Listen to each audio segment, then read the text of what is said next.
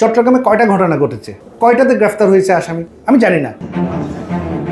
দেশের বিভিন্ন স্থানে ইন্টারনেট সেবা প্রদানকারী প্রতিষ্ঠান ও উদ্যোক্তাদের বিরুদ্ধে চাঁদা দাবি, হামলা এবং ভাঙচুরের ঘটনায় গভীর উদ্বেগ ও তীব্র নিন্দা জানিয়েছেন internet service providers association of Bangladesh.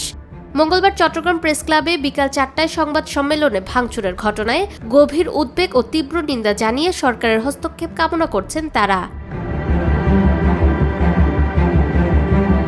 সংবাদ সম্মেলনে বক্তারা বলেন, চট্টগ্রামের digital.net-এর কার্যালয়ে চাঁদার দাবিকে কেন্দ্র করে হামলা ও ভাঙচুরের ঘটনা উদ্বেগজনক। তারা অভিযোগ করেন, সাম্প্রতিক সময়ে দেশের বিভিন্ন স্থানে আইএসপি প্রতিষ্ঠানগুলোকে লক্ষ্য করে চাঁদাবাজি, হুমকি ও হয়রানির ঘটনা বেড়েছে। হামলায় জড়িতদের দ্রুত গ্রেফতার ও শাস্তি, আইএসপি খাতের নিরাপত্তা নিশ্চিত এবং ভবিষ্যতে এ ধরনের ঘটনা রোধে সরকারের জরুরি হস্তক্ষেপের দাবি জানান তারা।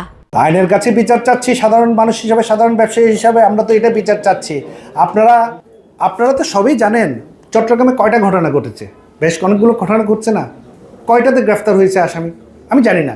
বাট আমাদের এই সেক্টরে যদি গ্রেফতার না হয়, কারণ তারা শুধুমাত্র এই একটা প্রতিষ্ঠান না, আরও অনেক প্রতিষ্ঠানে কিন্তু তারা কিন্তু চাঁদা চাইছে। সো এই অবস্থাতে আমাদের পক্ষে বিজনেস কন্টিনিউ করাটা অনেক টাফ হয়ে যাবে, অনেক কষ্টকর হয়ে যাবে।